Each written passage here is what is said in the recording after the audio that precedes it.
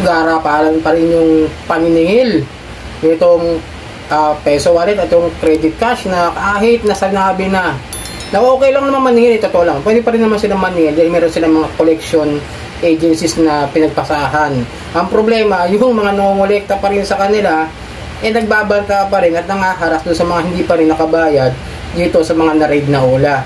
Alright, welcome back mga kadyani. Muli, bago tayo magsimula, ay maglalambing lang po muna ako sa inyo. Paki-follow po ang aking mga social media account, ang Facebook, TikTok at itong aking YouTube channel.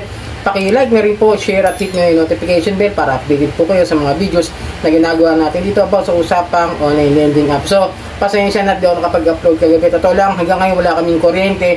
Nakisaksak lang kami sa kapitbahay, nag-extension lang. Pero limitado yung mga ginagamit namin ngayon na appliances. Kasi nga, siyempre, nakikisaksak at di pa naayos yung aming breaker. Mabuti na lang linggo nangyari. May tao dito sa bahay, dito kami. Paano kung may pasok at nangyari yun, di ba? Uuwi kaming walang bahay, malamang. Uuwi kaming luhaan kung nangyari to nang may pasok. But pasalamat na pa rin ako sa Panginoon at nangyari yun ng may tao. At nandito rin ako hapon. Ewan ko no, basta dumating ako, mahina raw ang kuryente, sabi ng asawa ko. Tapos maya may naamoy na ako, pero hindi ko matukoy yung yung pinanggagalingan. Hanggang sa naamoy ko yung breaker, yun pala. Susunod mo yung breaker. Wala kasing usok eh. So yun, sana maayos yung kuryente namin ngayon, no? Pasensya na ako, medyo inuna ko to. Pero tuloy tayo, no, sa ating pag-uusapan, tatalakayin. Itong mga na-raid na ola, sa totoo lang, pwede pa rin naman silang maningil. Nagmamakaawa pa nga, mga kadyani, na principal amount na lang daw yung bayaran, no? Kaya maghulog daw kahit 200. Totoo lang, naniningil sila dahil alam nilang malaki ang gagastusin nila doon sa mga natuluyan ng mga agent. Salamat nga ito mga naniningil, nandiyan lang sila sa bahay nila o sa ibang opisina na ginagamit nila ngayon.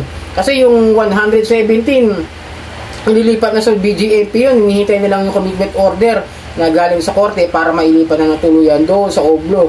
Mas mabigat yun. Masama pa nun, wala silang pampiyansa dahil nga ang laki ng sinisingin na piyansa, 250,000 pesos bawat isa kulo. Ang gusto nga ng ola na yon, ng credit cash, ng peso wallet, kaya hati sila ng agent at hati ng employer. Ngayon,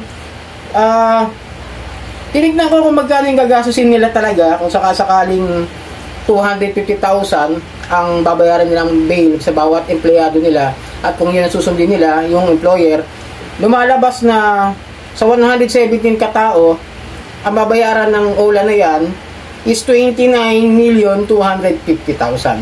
Kung 250 Ngayon, nung hinati ko siya sa 125,000 kasi yun ang gustong iapila o emosyon ng OLA na maibibigay nila sa mga empleyado nila is kala 125,000 na lang daw. So, estimate natin, kinalculate ko 14,625,000 pa rin ang kanilang kailangang bayaran para lang makagkaroon na pansamantalang kalayaan yung mga agent nila na nakakulong ngayon sa PAOK. Pero alam ko, hinintay na lang yung commitment order nga para mailipan na tuluyan sa BJMP. Malamang munti. So yun, eto may mga nagpasa rin naman sa akin sa GC ko. Yung iba nagbigay, yung mga sinisingil pa rin sila, naniningil na nga principal amount, yung iba nangaharas pa rin. Talaga hindi nadadala. Hindi pa natatakot. Walang bahid eh. Pero yung pakita ko sa inyo ito. Ito yung pinost do sa group, ibang group to Noong February 7 lang, nagbigay ng paniningil tong peso wallet. Pakita ko sa inyo Hindi tayo maano rito. Gagamit tayo ng mga ebidensya. Ayan. Last warning. Kung hindi ka talaga nagpapatinag magbayad ngayon, sisiguraduhin kong maramdaman mo na hindi ako nakikipaglukuhan sa'yo. Pa-reply ako para maisalba mo pa yung sarili mo. Tandaan mo, mabait ako sa mabait. Di wow. Subukan mo kulukuhin, may kalalagyan ka. Ayun! May kinalagyan. Nasa Oblo. May bayad, 250,000 pansamantang kalayaan. Baka pag kayo nahuli na naman, pag kayo sinunod yan, pwede nyo gamitin yan, Yan. Para sa i-advise ko sa inyo, kung sakasakal nakakatanggap kayo ng ganyan, ng harassments pa rin, advice ko lang, pwede naman hindi bayaran Pero kung kayo nakapagbayad naman na ng kahit principal amount na lang dyan, talaga kasi naibalik nyo naman na, tapos sinaharas pa rin kayo, ginaganyan pa rin kayo sa interest na babayaran ninyo, huwag nyo na bayaran. Pero kung kayo naman, wala pang naibayad, tapos na-read na sila, it's up to you. Decision nyo na yan. Kung sa tingin nyo ba, naharas na kayo, hindi nyo na dapat bayaran, pinhayan na kayo, pinost na kayo, ayan, pinagbanta na kayo ng kung ano-ano, no? Nasa inyo na po yan, decision nyo na yan. Pero, kung sa akin, magre-real talk lang ako, katotohanan na pwede naman talaga hindi bayaran. Sinasabi din naman yan ng mga kapulisan kapag may nagsusumbong, ipapile ng formal complaint sa PNP. Sinasabi, pwede naman hindi bayaran yan kasi kita may ginagawa sa inyo. Yun ang madalas ko makakitang sagot nila ng PNP. Kahit na nagpunta ako, pero iba naman kasi yung nangyari sa akin na in-entertain talaga ako nung investigator. Kasi nga, wala naman akong utang doon sa nanginingil. Nasabi ko lang na nagkaroon ako ng utang sa ilang ola, ng 2, 3. Ngayon, siguro dahil nga alam nga niya na pinapasa-pasa lang, kaya ang nangyari, ibang ola yung naniningil sa akin. Parang ganun yung nangyari. Kaya, in-entertain ako, tutulungan naman ako madakip yung agent. Ang problema nga lang, masyadong tuso yung agent, hindi nag-reply. Isang buwan na lumipas bago siya nag-reply.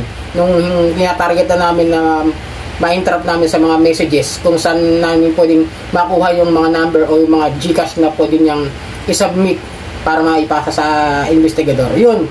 So, ito pa, no? Nagmamakaawa na nga yan, eh, oh. Ito yung sabi, oh. Principal or partial pasuyo po, credit cash po. Pakiusap, pakisettle ng balanse mo. Hindi ka na pinagbabayad ng penalty, konting kahihiyan ho, pakibayaran ang balanse mo, credit cash. Nakikiusap kasi nga, ang laki ng babayaran nila, ang laki ng lugi. Actually, kumita na rin naman sila, ilang taon na sila dyan sa lending company na yan, sa pag-operate, yung lending na yan, no? 2019 ang pagkakatingin ko ng huli sa SEC, dito sa register nila. 2019 sila nagsimula mag-operate ng kanilang pagpapautang, tapos ayan, ilang taon na, sabi mo ng 2025 na ngayon, o di almost 6 years, di ba? 6 years sila nag-ooperate. Tapos ngayon, dahil na rin sila, kailangan na talagang kaya nga malaki yung binigay na tawag doon na bail dito sa mga ola nito, sa mga abusadong ola nito na haras. Kasi nga yung tubo na pinapatong nila is, sabi nga nila, for 1 week 35%, sabi nga ng PAOK na si Gilbert Cruz, diba, si Undersecretary. Nakita nila na gano'n nga, kaya kung may penalties pa, ang laki ng kinita nitong mga to. Kaya ito kasi kulang pa nga yung 250 dahil milyon na kinita ng mga yan sa isang buwan lang. Kung may 100 napautang na tigsa 10,000 o below, yung inutang nila yung 10,000, ginawa mo ng triple, ginawa mo ng 30,000 bawat isa, diba? Ang laki for 1 week. O isang tao, araw-araw maniningil din yan dahil may ibang nangungutang din. So ang dami nga nila sinasabi rito, ayan, nanakot pa rin sila na magandang umaga po nang matapos na po ang paniningil sa iyo, pakibalik na lang ang principal sa inutang mo kay credit cash. Obligasyon mong magbayad, wag ka pong abusado. Binibigyan ka ng choice kung di full, partial ka magbayad. Pakonti-konti pero sanay ka na sa ganyang gawain, tao ka naman po kausap. Para sinasabi na magbayad ka ng pakonti-konti. Nung nagbabayad naman ng pakonti-konti yung mga borrower, alam niyo ginagawa, hindi inaalis yung interest, dinadagdagan yung penalty, di ba? Dinadagdagan pa ng penalty yun, tsaka ng mga hidden charges. So, paano makakapagbayad ng pakonti-konti? Tapos pag siningil nyo ng parasyon, may kulang pa rin. Di ba? Kaya ito pwede nyo i-report eh. Pwede i-forward nyo pa yan sa NBI. O, di ba? Mas maganda ba? Makakatulong pa para lalong maibaon ng gusto doon sa kaso isasampa sa kanila. At sigurado pag naiakit na ng sa korte yan, yung SEC, masasahan niya, mabibigyan ng cease and desist order or alam niyo na, dahil sa paglabag, revocation ng lisensya hanggang sa mag-stop ng operation. Ganun yun. Palit pangalan, sigurado. Ganyan naman yung gawain ng mga yan eh. So yun, sana nakatulong ang video ito at yun ang sasabihin ko sa inyo. Kung hindi nyo kayang bayaran at tingin nyo na abuso na kayo, pwede namang hindi bayaran yung mga narin na ola. Pero tandaan nyo, lagi rin pa siya, utang is utang. It's up to you kung gusto nyo bayaran yan o hindi. So sana nakatulong ang video ito. Muli, itong inyong lingkod ka Johnny ng Janitor Tibita. Pakipollow na lang po ang aking mga social media account, ang Facebook, TikTok at itong aking YouTube channel. Maraming salamat. Hanggang sa muli.